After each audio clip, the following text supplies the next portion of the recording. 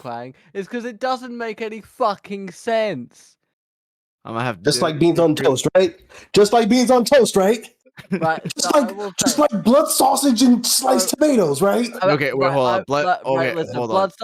blood sausage. I'm not gonna comment on because listen, right? Blood sausage is one of the greatest things. There you go. Yeah, dude. What I will say, Dude, you'll eat anything, Quang. Okay, just because there's superior food out there. You'll eat anything. Don't I know it? Well, guys. I will say, as someone who doesn't eat beans on toast, every American that I have met that's ever tried it has said it was good. It's true. They have. Every American. John Cena did too. John Cena said it was good. Yes, Kefka, we are starting out with shots fired. They were talking about the weather, and somehow we're talking about blood sausage. I don't know. Welcome to episode 62. Hey, John Cena's finally left the company. I'll say it. Finally over. Oh god. You know what? I didn't even watch his retirement match, and I didn't watch it live. I watched it after the fact. I don't know what everyone's complaining about. Like I don't get it. What did you think was gonna happen? I mean, can we also just highlight the fact how CJ's idol was seen at the Game Awards and he wasn't even there to witness it? Look, listen. Listen. I love Miss Piggy. What can I say? I didn't see that coming. I did not see that coming. I'm not gonna lie. I'm not gonna make comments. I guess I'll give a very quick review of the Game Awards because again I saw it after the fact. Some good games that's be coming out. I'm really excited for a few of those games. I've got a few of them wish listed right now. Very excited to see. Let me just very, very quickly pull it up so I can do like my sort of top 3. Kefka needs the update on what we're talking about. Beans on toast. What do you mean? Beans on toast is everyone I've spoken to, every American that's ever tried it around me has said it's good. John Cena retired from wrestling, thank God.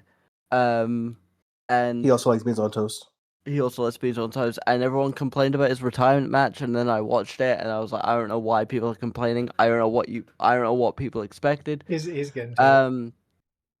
And then with the Game Awards, the stuff that I thought looked really good that I would like to play at some point. Lego Batman looks cool. That looks fun. Yes. Bradley the Badger looks really fun. I want to play the shit out of that. Stupid Never Dies looks fun. I want to play the shit out of Stupid Never Dies because it looks like Lollipop Chainsaw but in Cell Shade, and I love me some Cell Shade. And you know what? I'll give you one to say it. I want to play High Guard. I know everyone's bitching about it. I know everyone's bitching about it, but it's guns and horses. I like guns. I like horses. I like guns on horses. I like horses with guns. And then like there's some magic and spells and shit. Yeah, it's another first person shooter, but again, it's the first person shooter people that brought us Apex Legends, one of the most popular battle royales of all time, and Titanfall. And they're making their own without the fucking EA with their grubby little mitts on it. Like, I get it, right? You probably wanted something big. Everyone wanted Elder Scrolls to be announced. It's never gonna happen. Elder Scrolls 6 doesn't exist. I've been saying this for years. It doesn't exist. Right? Half-Life 3. Yep.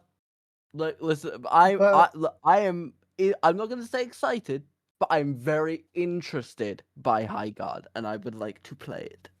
But do we have wall running? Do we get to what? Well, right, fuck, can the horses wall run? That's the real question. Yo, imagine you're just... Someone's gonna find a way. Yeah. Someone will find a way. Yeah. Oh, I honestly, right, and I'm purely going off of the announced games here. I don't know what everyone's complaining about. A lot of those games look really fucking... Like, I think this is complaining about Divinity? Are people complaining about Divinity? They are now. They are now. Yeah. Yeah, they are because Larian Studios. We'll get into it later because there's other stuff to talk about. But people are definitely complaining about Divinity after the fact. Yeah, go figure. Yeah, yeah. It's But such a bad thing. Oh my god. I think there is some nuance to have in the conversation, but again, there's other stuff to talk about. So if we have time, we'll get to it. But that's my meat and potato conversation. Let's just go cross them off one by one. Splitgate is back. What? Yeah. Can we like briefly talk about it? Cause like I don't know if we really want to talk about it. Is people still playing that? I've played it today. Like I specifically played it today. Said people. No, but like there are people playing it. Like, well, let me have a look at the Steam charts real quick. Splitgate. That's just insane.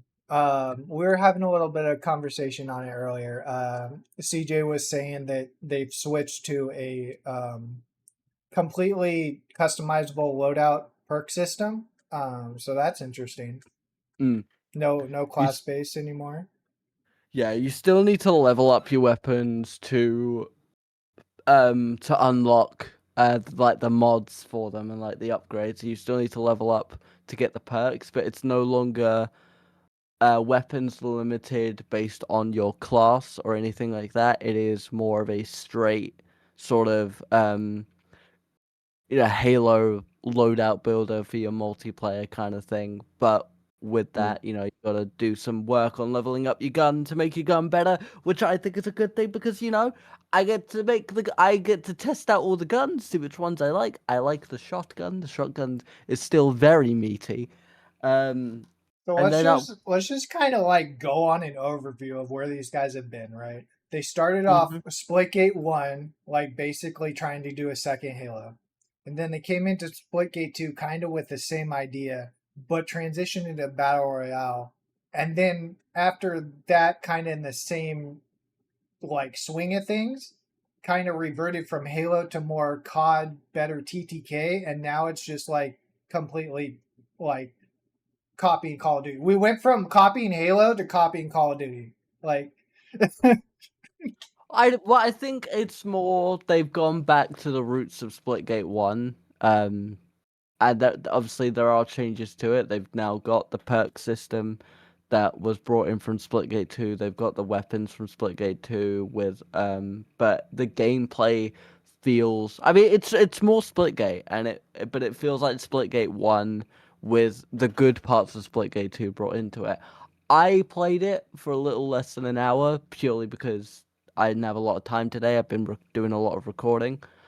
But I had fun with it, and I like Splitgate, right? I think Splitgate 1 I had a lot of fun with. I think having the portals as an aspect is an interesting way to evolve that first person sort of thing.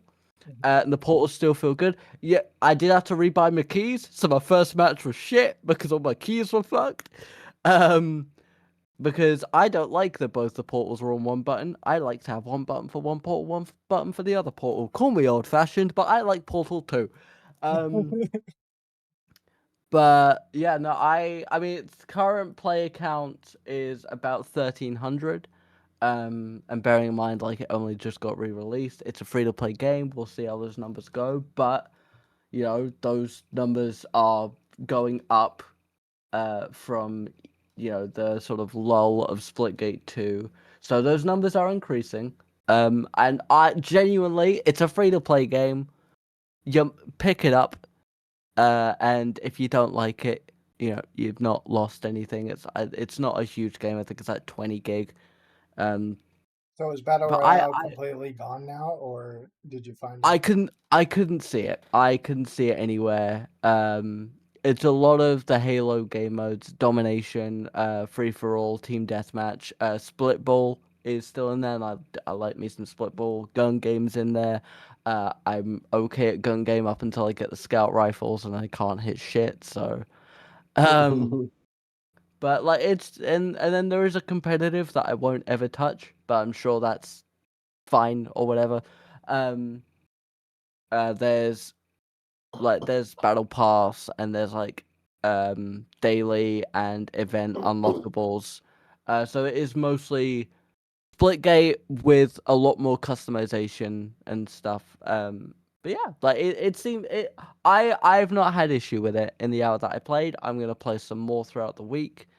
It's not bad. But yeah, I think if you like Halo, and if you like the Halo gameplay, it's a little bit it's sort of fast paced. So I imagine it's a bit more of like the Halo Infinite, Halo 5 kind of sort of gameplay loop, but with portals and with some of the old maps, some of the new maps. I had fun. God forbid a gamer have fun in 2025. I know, wild, right? Wild concept. How dare you? I mean, respect for keeping it alive, I guess. Like they're, most companies would have just scrapped the servers at this point and be like, we're moving on. So props to them for upkeeping what they have. No, for sure. Still doing it anyway. It's also it's a good game. It's expensive to keep up the live service stuff. Now you're killing with portals. Server upkeep costs a ton of money. Yeah. Ton of money. It's not Mike, cheap at do all. I have you super zoomed in, or are you just close to your headset or your webcam? Oh, that's a good question. I thought that. Let me see. Mike's just bigger than life, That's He's that guy from Marvel that's like 50% head. I remember what his name was. Yeah, I don't know his name, but I know him. Something like that. I'm not I don't know. MODOK. That's probably right. It's MODOK. I zoomed it out before we started, so you might want to zoom it out a little bit too. Well, I can't zoom it out on my end. Oh shit! I mean, yeah, it was zoomed in when I first got in this, and then I was like, "Oh, let me bring it out." So, just go sit on the other side of the room and yell into the mic. It's fine. Yeah, we're one of these. Oh god. Yeah, that's pretty sick that it's still going. Hats off to him. So I mean, we can't have an episode without talking about early access, right? Of course. Let's play a little game. All right. Shall we play this game? Mike, I think you know what this game is going to be. Could it be Connect 4? I'm good at that one. Could it be Connect 4? I'm not a dirty gamer. The game is called Who Do You Think Was First to Mention This to the Group and Be Interested in Playing it? I mean, I kind of within this group, I sound like a broken record now, so forgive me. But if you guys can guess this, who of the XP Share hosts brought up this game? So No Rest for the Wicked. If you guys have seen it before, early access title. It's interesting to you can't really put it in a genre. That's the thing I like about people. A lot of people are innovating nowadays, which is good, and they're starting to bring a lot of genres together. And this is a very top-down isometric action RPG, but completely Souls-like. So it's a different take on the Souls genre, but it has the mechanics and kind of like aesthetic of still being a Souls game while being in that top third. I was going to say third person, Jesus Christ, that top isometric kind of view, which is interesting. A Souls-like ARPG. I never actually thought we'd see one anytime soon, but I mean, it's a good combo. It's been playing really well. And as of their recent announcement, I believe 2 days ago, they are officially working on a co-op version of the game. where you can play with your friends in a persistent, non-hosted world, which is very, very good. Yeah. You don't have Free to. as well. Yeah. Co-op Free. version is going to be free, so it's not like you have to rebuy the game or anything like that. But yeah, it's going to be hosted in a persistent non-host world, so you don't have to wait for all your friends to get online. People can progress on their own in the same world. I think it's pretty innovative. 2025, nice little end to the year. Take. It's an interesting take on the typical gameplay loop of that kind of thing. It is. Mm-hmm. I got a chance to play it for a little bit. It's definitely interesting to get used to. Definitely an early access game. If you're more used to Souls-like games, the parry window and the timing is going to feel really weird. The camera angle is going to feel really off. You're probably going to fall off an edge way more than you want to. Yeah. But yeah, it's solid. It's a solid game, and technically, I think if I did my homework correctly, the co-op is right now in open beta, It is, which you can switch to the experimental view of or experimental version of the game to get access to it now, and it will officially. That feels so weird. It'll officially release in early access on January 22nd. That's such an oxymoron thing, yeah, right? Right. I was thinking about it yesterday too. That's like you come into the arena, you settle in, right, and you know everything. Right, we are officially starting the show. Here to start the pre-show. It's like what is it, right? I'm like, I've sat through the trailers of the movie. I want to watch the movie now, and now you've announced that the movie's starting, and now Steve Rogers on my fucking screen again. The fuck's he doing? I thought he was dead. Hater, you actually played it? You don't think it's worth the price? I think I think it's good. It's for the content that's put into it. I think it's very solid. I'm interested to see how it comes out in the end. We're releasing the full release of the game in alpha. For real. But yeah, for anybody who wants to check that out, Souls-like ARPG, no rest for the wicked, multiplayer and open beta.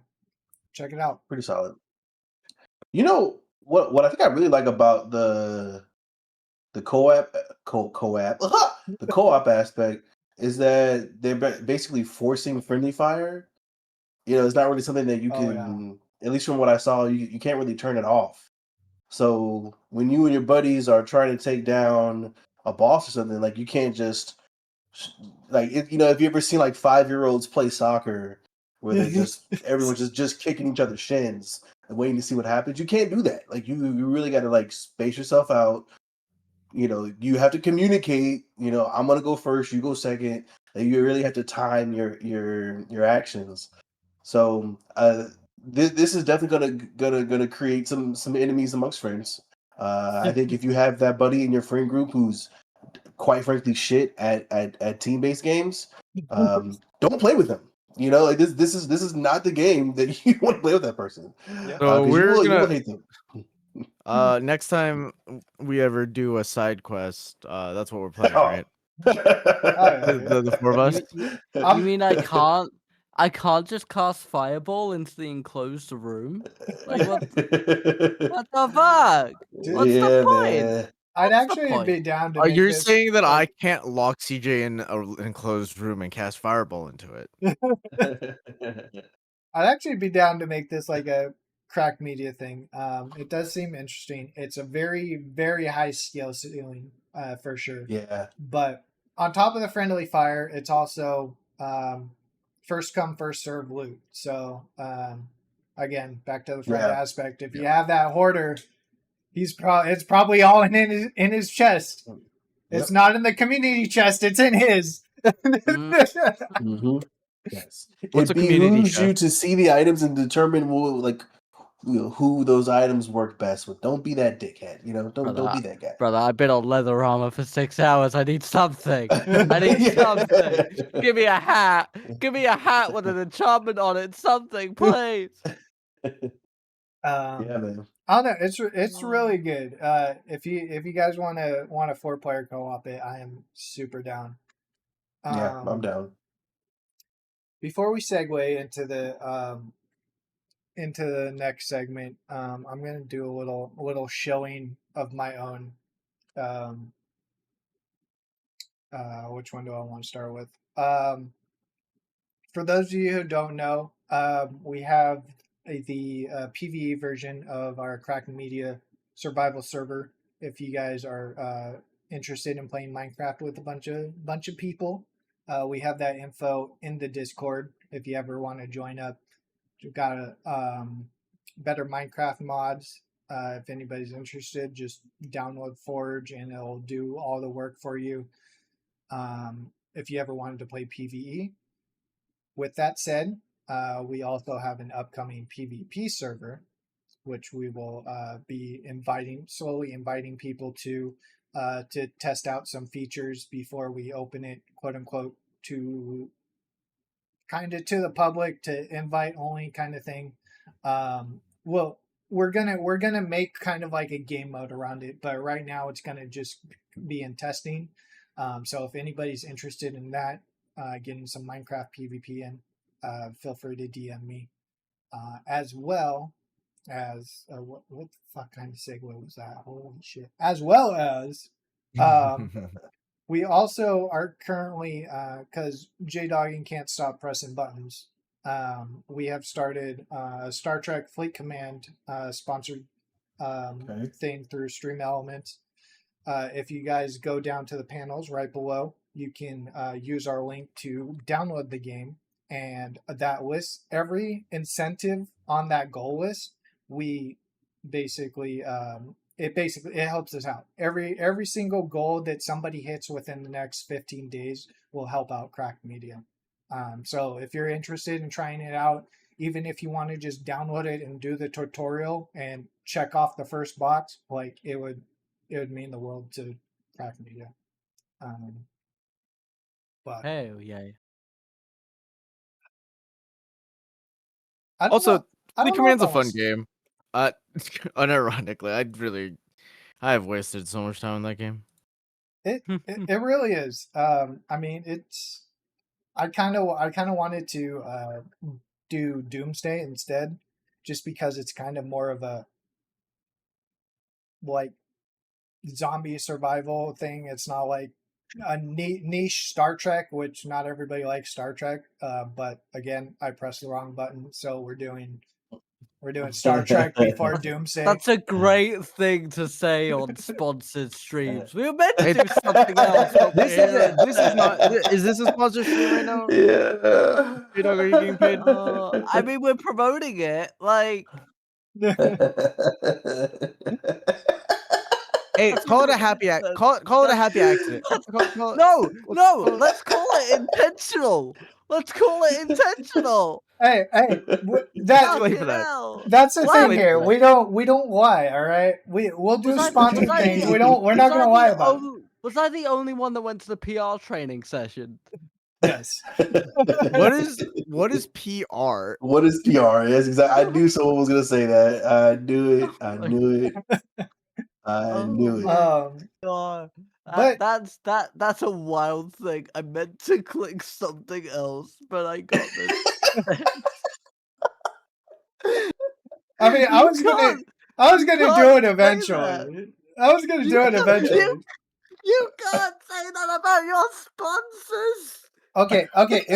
If it was actually Star Trek like sponsoring us, no, I would not say that. But it's through Stream Elements, so it's like Just help us out. Say with the shit. No, say with the Imagine if 10x Rebirth Circuit turned around and said, we were meant to go with other people, but we emailed Crap Media by accident. Yeah. I mean, I wouldn't be surprised. and you know, if they came around and told us that and they still went with us, dubs. Dubs in the chat. God. Dubs. Hell yeah. See, the worst thing you can say is, you know, we were meant to go for a Star Wars sponsor, but we ended up with Star Trek instead. Imagine. Oh no. There is a Marvel one on there that I'm tempted to try eventually, but unfortunately we can only do one sponsored stream at a time. Yeah. Which also includes Once Human. If nobody's played that before, I think we might check that out because I did play that in beta. I am interested in at least checking it out again. It was a pretty good one. So keep an eye on that here in the next. I mean, after Star Trek is over, we'll see what happens next. But interesting. Well, I do have, because you said with the Minecraft PvP thing, right? That it might be a game mode thing. I've maybe got a game mode that you could do. You could do a Minecraft extraction shooter, because apparently everyone's doing extraction shooters these days. Yeah, you're right, dude. We can. And just jump on the train, right? Just fucking. Yeah. In the minecart. You get in the minecart. You get in the minecart. You get in the minecart to escape. Yo, you might be spitting facts though. Hold up, wait. You might be onto something. Yeah, hold on, talk too loud. Yeah, he might be around the corner. I know, right? Something Mojo's else. scratching their chin right now. Yeah. Double scratching their chin. The real extraction shooter coming out that people may or may not have. I don't want to talk about this one. Somebody else take this one. I don't want the new extraction sensation sweeping the nation. Because, ladies and gentlemen, someone forgot to stab the vampire with a stake through the heart. Because PUBG's back, baby. Okay, to be clear, PUBG is really popular in the East. Yes. More so than Fortnite. Yeah, more than Fortnite. Yeah, it's actually super wild to think about across the world. Yeah, PUBG is wild over there, so it makes sense that they're still making money. Yeah. I still don't know what an extraction shooter is. You ever seen Escape from Tarkov? Yeah, I just sorry. My question is, what is the difference between that and a battle royale? It just seems like less stakes. Like you get to keep the loot. It's arguably more stakes because, like, with a battle royale, right? Battle royale at the start of the game, everyone's on the same level, right? Everyone's on the same basis. You're all jumping out the same plane. You go to the place, you loot up, you win the game. You go into the next game, you start with nothing. With an extraction shooter, right? It's not necessarily about being the last survivor because, at least with the extraction shooters I'm aware of, it's more of like a round that will go for an X amount of time. So it might go for an hour, it might go for a couple hours, whatever. And it's less about trying to survive to the end, and it is more just simply about go in, get some good shit, make some friends, make some enemies, to have some interactions, get the fuck out. And so you get the fuck out, you get to keep that loot, so you can go in a better standing. Like, if you've got a legendary weapon, you can go in immediately, have a legendary weapon, and you're already got that advantage against other players who might be coming in with lesser tier stuff. So there is more stakes to it, and I think that it's an interesting game to introduce an extraction game mode, because I think a battle royale based game is one that works for it because you've already got tiered loot, you've already got different sort of ways, different what's the word, like, so amenities, I guess you could say, with healing and armor and equipment and all that stuff, and you've already got a pre-established map that you already know. You know how to scatter loot in these areas. You know where the high stakes areas are. You know where the low stakes areas are. I'm just fucking like I'm just kind of in that mode of, okay, so extraction shooters are the new hot ticket, where, you know, beforehand it was the sort of Call of Duty PvP first person shooter. That was the thing that everyone was doing. And then it became the Battle Royale. Now it's become the extraction shooter. Yeah. I will say, I completely zoned out when you're explaining what an extraction shooter is. Why ask the question then? You know, well, I may just never understand. It might be like a mental block. I've at least tried to understand him and Musume. I still don't, but I've tried. Well, there's not much to understand about that game. Basically, Big numbers get bigger. Basically, they're girls, but they're horses. No, they're anime girls to sell horse racing tickets. Oh my god. They're humanized versions of historical Japanese horses. Basically, understand simple concept. Basically, battle royale, big circle, get really small. Extraction shooter, go leave map, keep loot. You can, in theory, just go play Monster Hunter. I don't know. I'm sorry. No, because Monster Hunter's not a PvP thing. Like, that is the thing with an extraction shooter. Yeah. It is the PvPvE experience, and as a retired Sea of Thieves player, the arguments I've seen over Arc Raiders, over PvP and PvE, like, bitches. You guys are new to this, huh? I've been here for 8 years. Well, yeah. If you like gambling, if you like things like high stakes and shit being on the line, you know, then the extraction shooters are like right up your alley. You know, if you also, but however, if you appreciate having a good mental, you know, if you like being happy generally, if that's your preference in life, you probably shouldn't play them. It's why I don't play them a lot. I think that they're interesting to play in some like small portions, but I don't binge out on Tarkov or Arc Raiders or anything like that because there's something. Sometimes it's like, man, I spent a lot of time working on getting this loot just for some fucking rat to be sitting in a tree and shoot me in my back, and now I lost everything. I can't do it. Yeah. I can't do it. So. If you appreciate having a good mental, you probably shouldn't play extraction shooters. I think that's I don't have one... a good mental, but that's fine. That's the one. If you appreciate having it, if you don't give a shit about your mental, dive in. I think when it comes to extraction shooter, that's the one kind of player I don't appreciate. It's just like the people who camp and then just wait and then just like fucking stack bodies. Right? Like, if I have an interaction with someone and we have a fight and I die, that's one thing, right? Like Sure. you know, I'm not saying it's a gentleman's duel, but like if someone has gone out of their way to set up an ambush and they've set it up really well and it's got me, like, that's fair enough, right? But if you're just gonna fucking sit there at the spawn or at the escape and just fucking slaughter everyone that walks through your way, like, at that point, I'm like, okay, right? At the end game, like, I'm a little, but if you're like at a spawn point, just fucking murking people, like, let me get into the game. Let me at least like get myself situated, right? That's kind of where I kind of struggle. And again, like, Sea of Thieves is one of those weird ones where it's kind of got elements of Battle Royale and extraction shooter.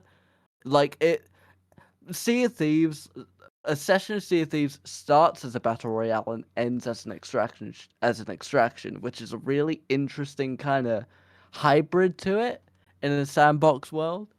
These PvPvE arguments that I've seen all over my social media feeds for the last couple of months now. I'm just first time. I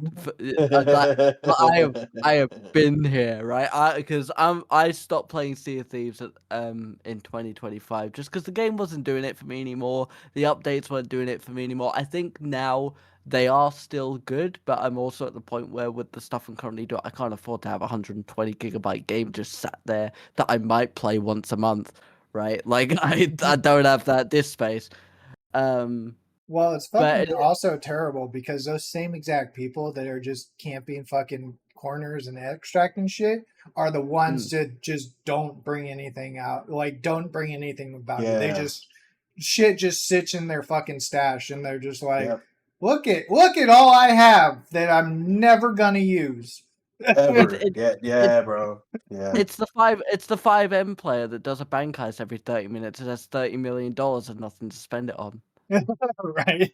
Like that's the you know. I mean, some people get dopamine from that, I guess. You know, I was gonna say it's a power thing at that point, isn't it? It's like I am so much better than all these other people because look at all the yellow squares in my box. Look at all the yellow. I have so much yellow, right? I'm like, okay, motherfucker, I don't give a fuck, right? Because I can win a fight one-on-one. Hey, like, yeah. I'm just saying, bigger number, better person is. I don't know if it applies here, but yeah, you would say that, wouldn't you? You fucking capitalist. I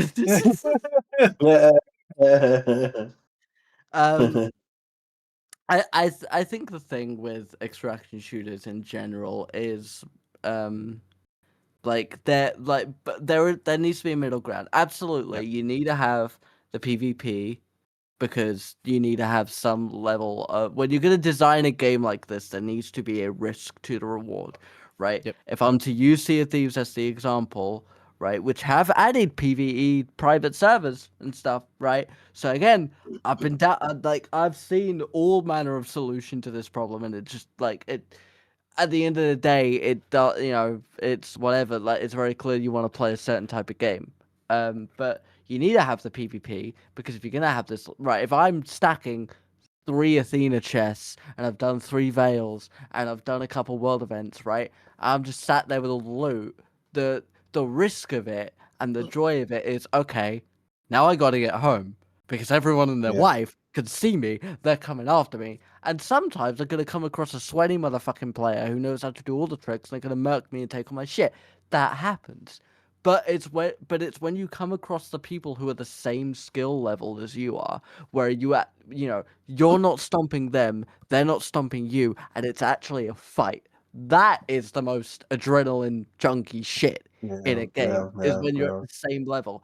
And I think, but you also need to have the PvE in it because you need to have, something to do in the world. You need to have an objective, right? I think the joy of an extraction shooter is I'm going to go out there, I'm going to kill this fucking robot spider, and I'm going to try and get back. And if I meet a couple players along the way, that's fine. And then you're going to have a couple players who I'm going to be a bounty hunter and I'm going to go out and hunt other players. But you need the PvE because you need somewhere for everyone to congregate to. Because otherwise you're in a big old desert and you don't know where anyone is. They're probably going to go towards where the events are. And then the events, the entities around, they add an interesting chaos because you might be in the middle of a fight with someone and then the drones start coming in. Do you team up temporarily to try and survive? Do you take opportunity? Do you run whilst you have the chance? And it's those decisions and it's that quick decision making that makes extraction shooters fun. And the motherfucker who's camping at spawn, I don't get to make a decision. I've loaded in. My PC's a little slow, so it takes me about 5 seconds to render everything, and I'm already dead.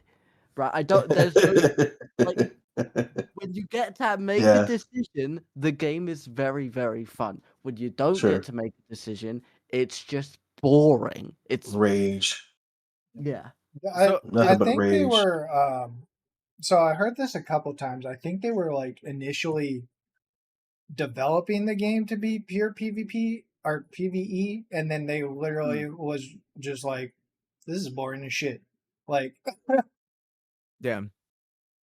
So you kind of have to have it, So what I'm Yeah. hearing is that that extraction shooters are fun when you actually get to, get your shit, or at least have the ability to get your shit. But when you don't have any agency and all of your stuff gets taken by another person, it can be really frustrating. Just like when I ordered a shirt from crack-media.com/shop, and it ended up going to Juice, Yeah. who still has Exactly. my shirt. Cool. By the way, I just want to say while we have the opportunity, I'm not wearing it at this moment. I'm not. Oh I yeah. promise I'm not. Yeah, fucking This dude. is mine, but yours is sitting very nicely in my closet. Yes. I may have put a couple of spells on it, so if you start itching, don't worry, it's nothing. But everything's fine. He's a fucking wizard. At the end of the day, it's all love. Also, Oh, by the way, wait, what I meant to about say as Brett's well. actually? Now that since we're on this topic, real quick, you have Brett's too, right? No, I was only saying 2, which was mine, and then the one that. Well, he sent you a new one, right? Because you needed Oh yeah, another you're right. sword. I do have another one. You're right. You're right. Yep, you do. So You're right. that one goes to Brett. Yeah. So sorry, Brett. I'm holding yours hostage right now too. Until I get some This dude is besitos. really spawn camping. I need some besitos. Oop, another shirt. Oop, another Yeah. shirt. Oh dear. The real extraction camper over here. But I'm just saying, if there was ever gonna be legendary loot, it's those Crack Media shirts. Like that's the legendary loot right there. That's the one, baby. No, I think that is where we're going now, ladies and gentlemen. We are slowly Xing out of the battle royale era. You're still gonna have the big ones, right? Like Fortnite's not going away, right? Yeah. Like, but we are now officially entering the new era of multiplayer games, and it is the extraction shooter. I will say the one thing that was interesting to me is that there's not going to be there's no real way to create like a competitive sphere for extraction shooters, right? Unless you I couldn't even imagine how you would set up like a tournament No, system. I think you could. Like, but let's say like you have 10 people, and it could be a thing, or like you have maybe like you know a squad or whatever, and different loot is worth different points. Like we did it in a Sea of Thieves charity tournament where the different high tier legendary loot was worth a different amount of point, and each you'd score it out, so you had like a session to go in and stuff.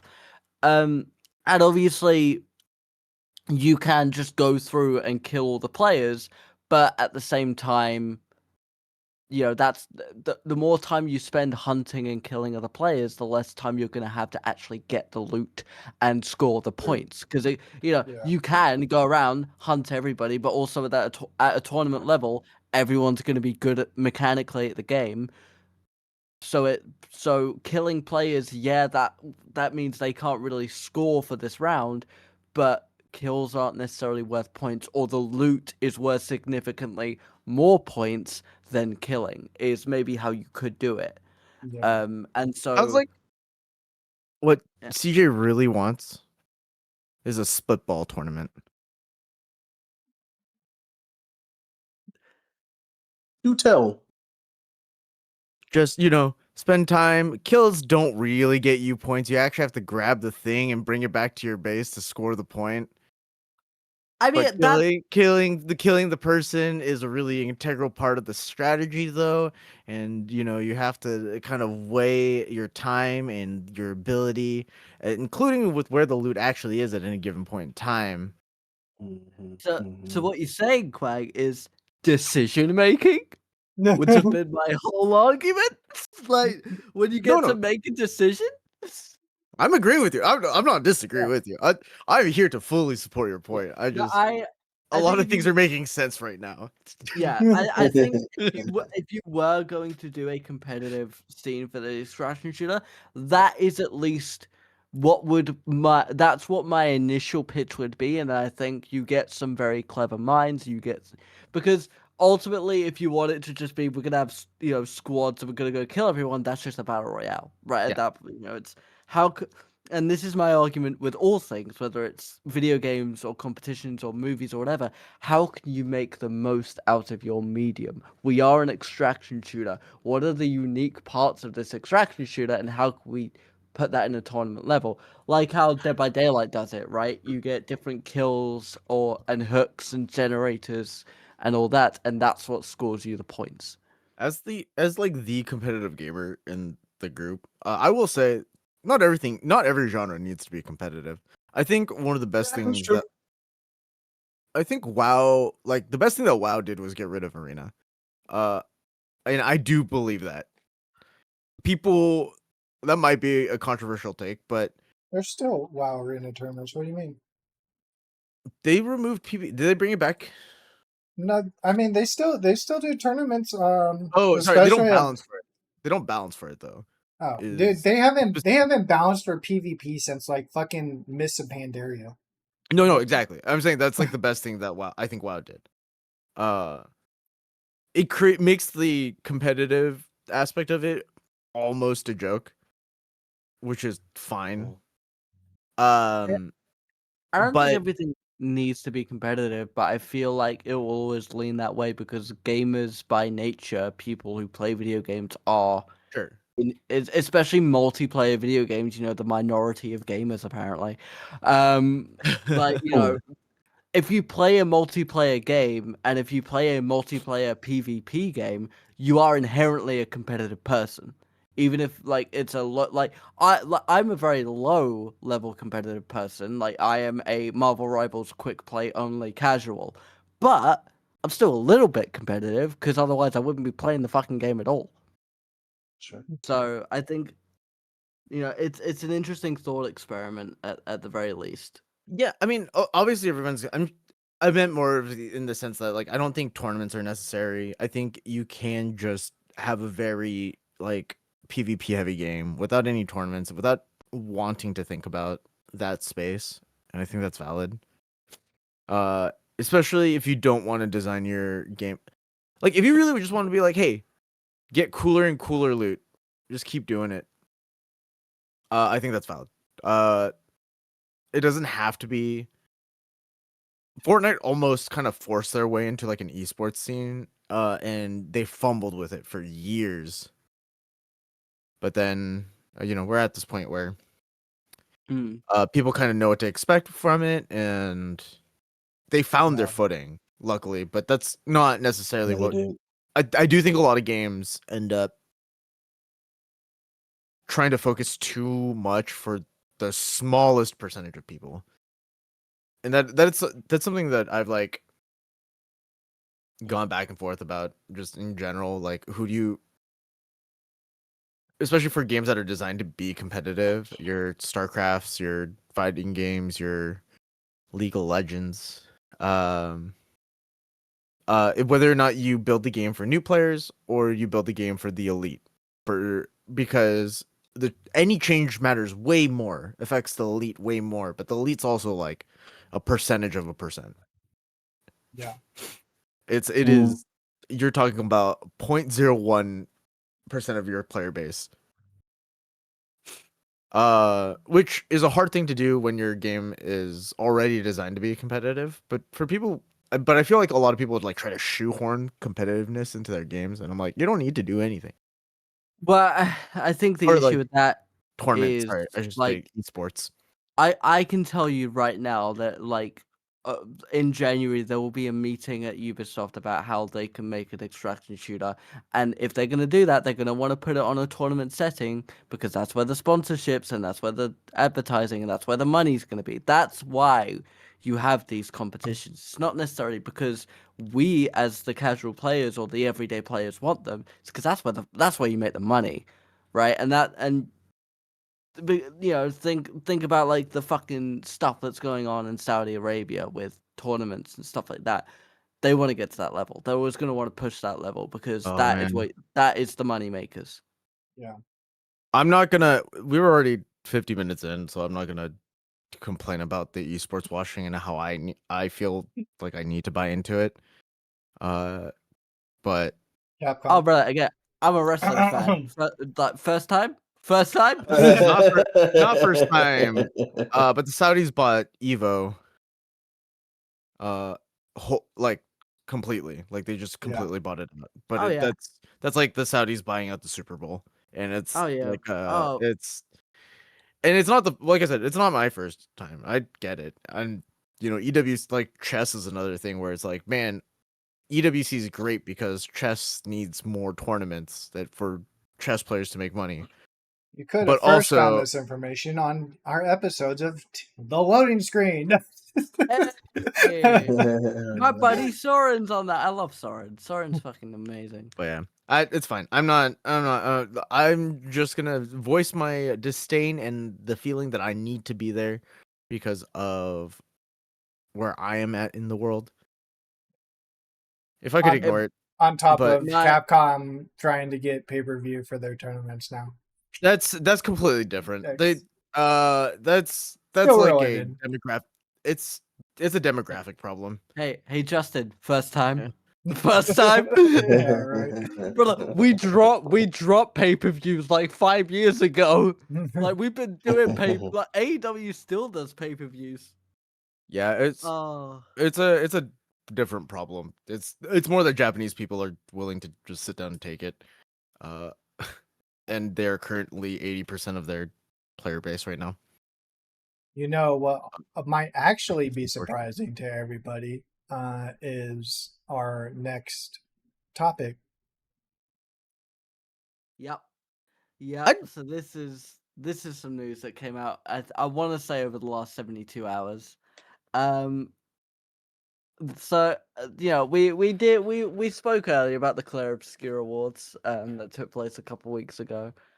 And like it is an amazing game. However, there is controversy, and this is a much wider conversation because other developing companies have stepped in and voiced their opinions on a lot of this, and this is like arguably one of the biggest general discussions and debates currently happening in the gaming space. And by that I mean that a lot of different people are able to pitch their opinions and their voice to it, because you have a lot of competitive debates that most of us can't really voice our opinions on because we don't get it. But this is a thing we all get. Claire Obscure Expedition 33 was stripped of the Game of the Year award it got from the Indie Games Awards, specifically the Indie Games Awards, because not because of it. I want to stress this, not because it used generative AI, which it did and has been confirmed for some time now. I wasn't aware of it until the news came out, but it's been known for a while. But it's specifically because they did not disclose the fact that they used generative AI when the award ceremony was going on. According to somebody at the Indie Game Awards, whose name I don't remember, I'm terribly sorry. Every game is asked about their development process, and every game, especially this year, was specifically asked if they used generative AI at any point in the development process. Sandfall, and again, to my knowledge, I might be slightly misremembering it. Please, if you doubt me at any point, look up the sources on your own. But Sandfall basically said, no, we didn't use generative AI. They got the Game of the Year award, and it's since been reiterated that they did use generative AI, and it was in the 1.0 release of the game that was then patched out quietly, and has therefore been stripped of the Game Award and given over to Blueprints. Now, Blueprints has also used generative AI in its development, but Blueprints made that public, and it's like, yeah, no, we use this for the thing. And obviously, this has now become a piece of a much wider discussion about the use of AI, specifically generative AI in most cases, but AI in general in the development of games. Larian Studio has Ooh. come out to say that they are currently using it as a part of the next Divinity game that was advertised at the Game Awards, and it was also used in Baldur's Gate 3. Tick it off your bingo cards. Nice. The developers behind Kingdom Come Deliverance have come out in defense of Larian Studios, saying that use of AI, so long as it's not in the finished product and so as long as it is not the basis of the art used in games, is a positive because it helps it helps streamline and speed up the development process, so you can dedicate those resources to other places to make sure the game is at the best possible place it can be when it comes out in release. Obviously, AI is a massive contentious debate all across, the gaming space right now, and whether or not it should be used as a developmental tool. I think my opinion on this, and this is kind of what, how I'll end my thing before I send it to the rest of the cast members. If you are using a closed loop AI, I'm okay with it, which effectively means you are feeding your information, your resources, your artwork into the AI, and it can only operate and can only go off the stuff that you are feeding into it. And obviously, we are assuming that everything you're feeding into it, you paid people for already, right? So you've gotten a load of work, you paid people for that work, you then put that work into an AI. It then starts generating stuff that you then work off of, so it's a part of the process, but it only does things within those closed loops. If you use open source AIs that are scraping the internet of everything, that's when I have a problem, because you haven't paid for that shit. You are stealing from other people. That's where I draw the line. But I think what Larian did with Baldur's Gate 3 and have done, I don't know with Claire Obscure, so I'm not going to, but what Larian are doing with Divinity and have done with Baldur's Gate 3 is they did use generative AI to help with concept art and sort of, placement meshes and placement textures before going in and doing it themselves. But they did it with art that they paid artists for and fed into a closed loop, so it did not use any external sources. I think that's okay. It's still morally dubious, obviously, because using AI and the damage it can do to the environment. But I think in the grand scheme of things, AI is here to stay. If we can use it in a way that is not creatively bankrupt, that's the best case scenario right now. I'm personally of the opinion, I would even, I don't know. I'm personally like, I think I'm one step removed from you, CJ, where I don't think that any AI should end up within the end product. No, yeah, that I agree with. Like I think, but the thing is that I think if you use AI to, the hard thing about concept art or concept pieces or like reference pieces is that those are already usually just stolen art and stuff like that, just procured for them to be like, oh, we want to base it off of this, and this, right? And if the artists who are on board are using AI to find references and create the game based off of those references, right? What's that horror game? Inky something another, the one that has the like Steamboat Willie style. Bendy and the Ink Machine? Yeah, Bendy, yeah. Like for example of that, and you had certain concept arts you say, hey, can you make this, or like have some, I guess, feed it some designs that you've found, and it spits out like kind of a reference, and you bring that to a board meeting to be like, this is our generalized concept for what we want the main villain to look like. And there's a discussion, people work on that, and then they, build off of that. I think that's fine. My only problem is when my problem usually begins when there's a little bit of an overlap. The moment that the two processes start touching, even tangentially, is usually where I start having a problem. I do think the indie, specifically the indie game of the year category would be very interesting, just in general, if it was like no AI in the process. What can an indie company do? What is the I'm granted, I understand that it's way harder if you don't use AI. That's not I'm not saying it's not going to be, but it's like celebrate people who have put in a ton of work, painstakingly coding, designing. I'm thinking like Undertale, right? He created all the music, he created all the art. Stardew Valley, another one where there's like a little bit of a charm to how poorly drawn that game is. Because he admitted that he's just like not a good artist. But like as soon as those processes overlap, that's the moment where I'm like, man, I think we've gone a little bit too far. I do think it's a little bit harder to regulate at this point in time too, which is I'm sure everybody uses some amount of AI in every process of everything. Whether or not they say they do at this point. I use it all the time. Yeah. For work.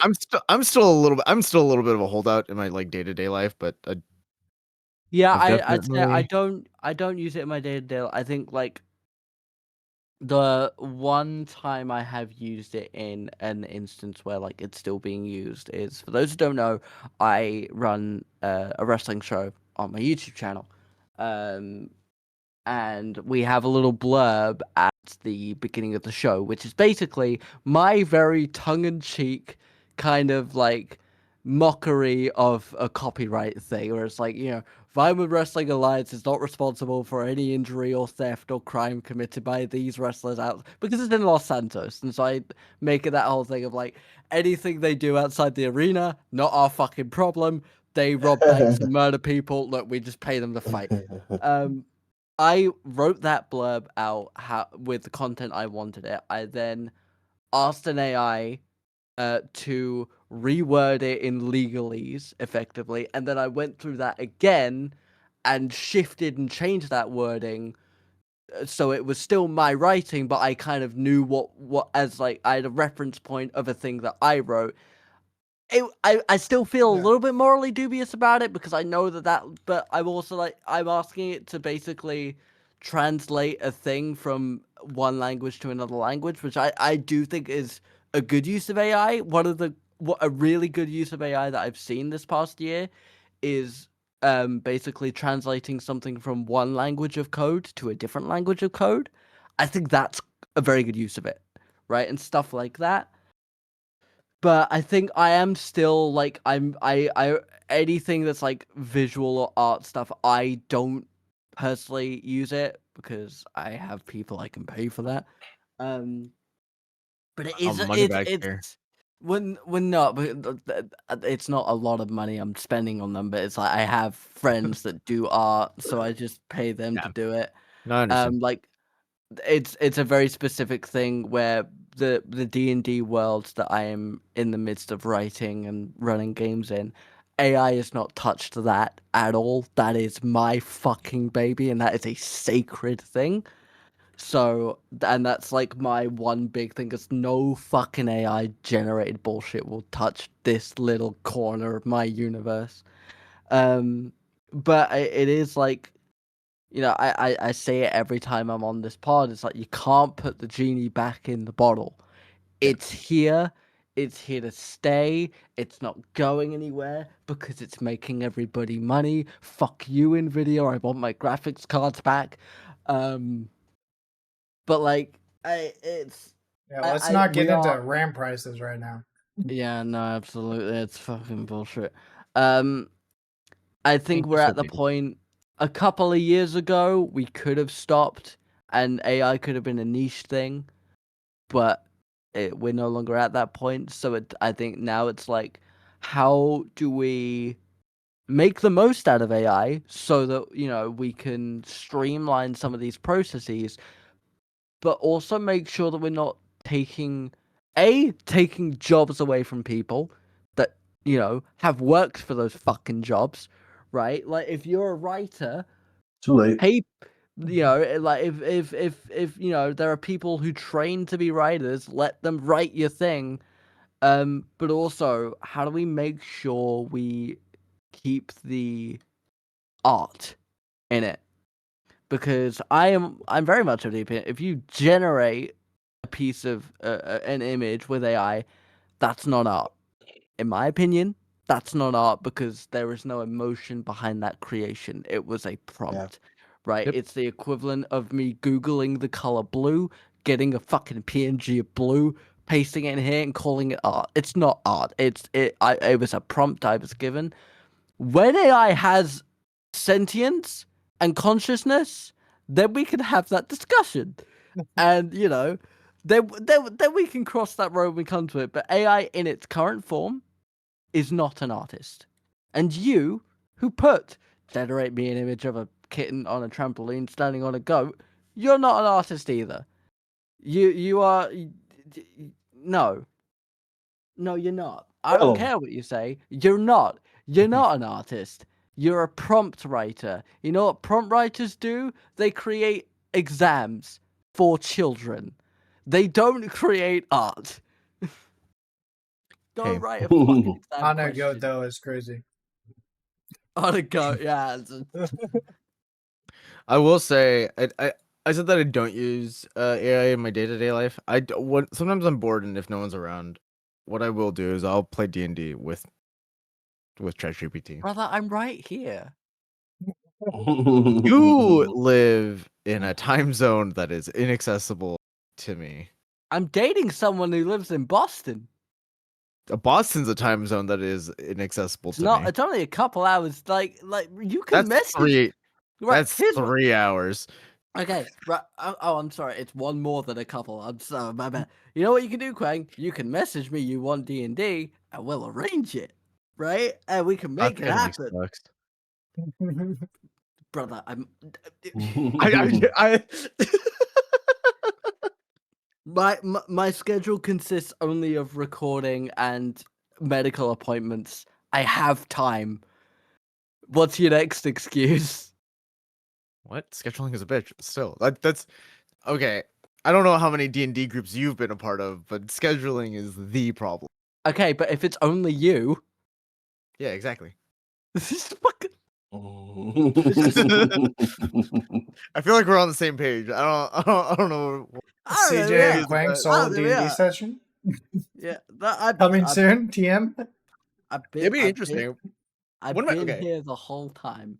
CJ's just throwing him like increasingly like +5 level monsters just to fucking make him go insane.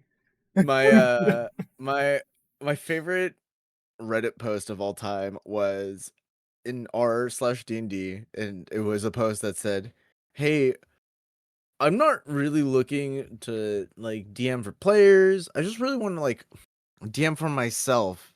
Is there like a good way to do that?" Write a book. And then it was update. I was told that's called writing a book. Yeah, that's literally writing a fucking book. Not wrong though. You gotta love that. Yeah. Fucking book. Right. We got one more topic. I wanted to bring this up as like part of the whole live service thing as well, but I did want to say I think it's very interesting that we are 13 years in, and Riot is finally updating their client. In kind of a joke in that scene, we're calling it League of Legends 2 is finally announced because they're doing a full overhaul of the background system in League of Legends. Famously very buggy because the thing is held up by strings. There's a character that they full on reworked. Try to remove from the code. The game completely broke, so they had to put back the old version of that character in the code, just inaccessible to people. Wow. Just it's one of those things where it's like that's kind of how games work. Unfortunately, is when you're updating it, you just have to change small bits of it until the code's unrecognizable. It's part of live service. But and because they can't just shut down the server for multiple days to implement everything. Yeah. It took years. Like to my understanding, they've been working on this for like 2-ish years on this new client for like 2-ish years. So we're excited. It's probably gonna be a buggy mess of shit as soon as it comes out, but Of course. Speaking of that's servers going down, though. Yeah. Rest in peace. Or Supervive. This one hurts. Yeah, Supervive is they announced their end of service. And I was thinking because Supervive was popular. Even up until recently, it was still pretty popular. I was playing it a couple months ago. Like, yeah. So I think it was just popular though because they were actually good on their marketing of it. Like they marketed the shit out of it. Historically, unfortunately, a lot of people just don't like those kind of games anymore. I.e. Battle Right, being one of them. Sure. I'm just saying that if having a consistently like 500 to 700 we're talking about this is in the decline.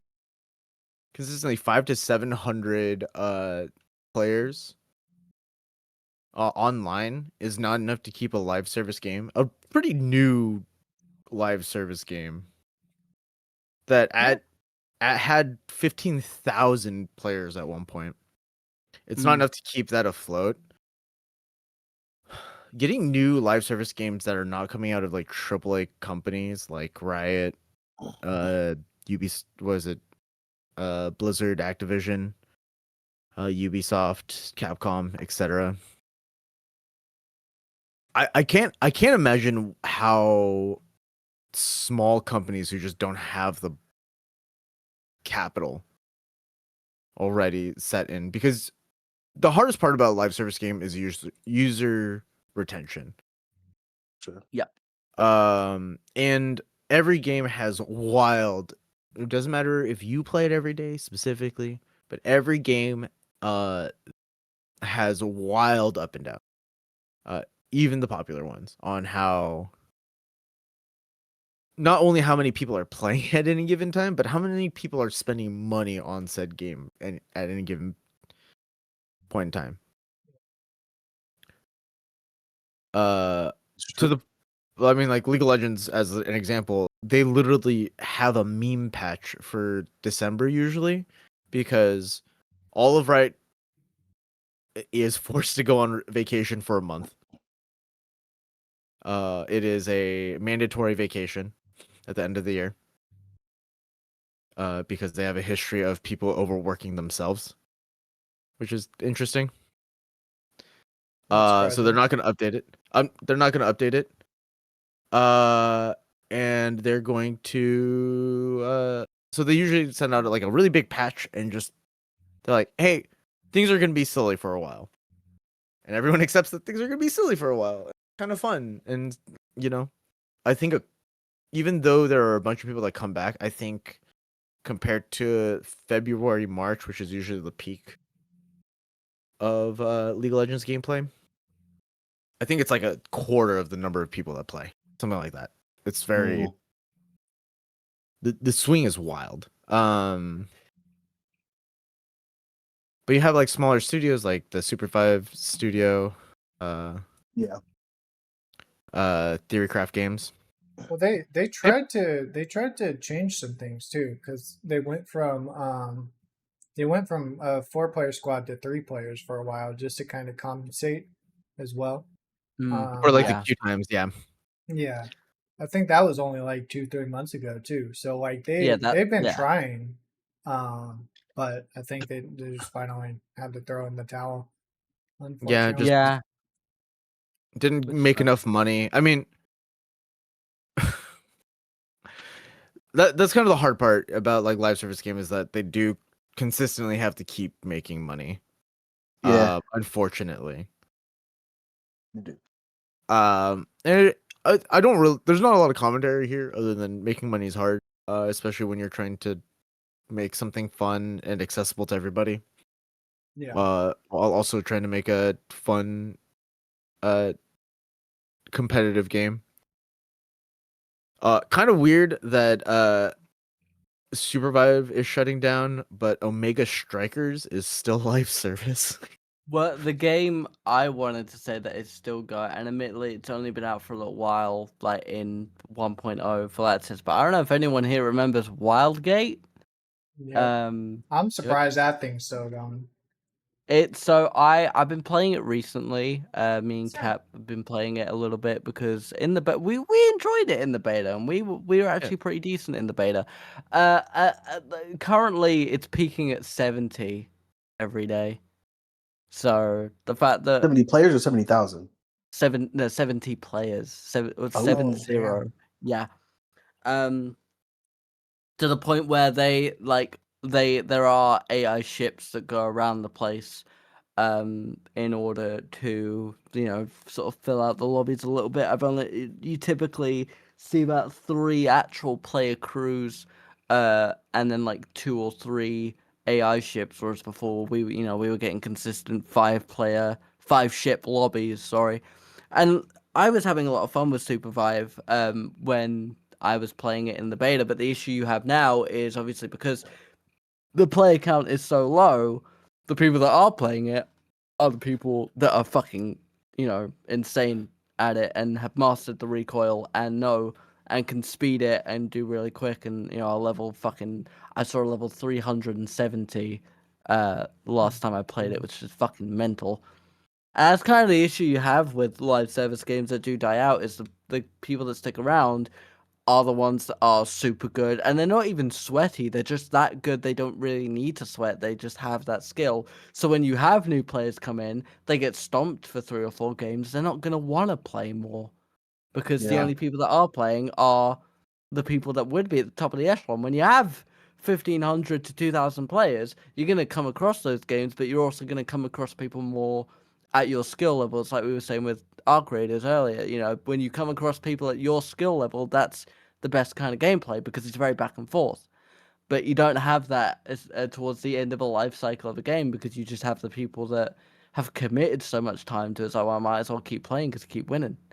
And then you get new players come in, they get stomped, and they're going to go back to fucking Overwatch or Marvel Rivals or League of Legends or Valorant or whatever fucking game they're playing.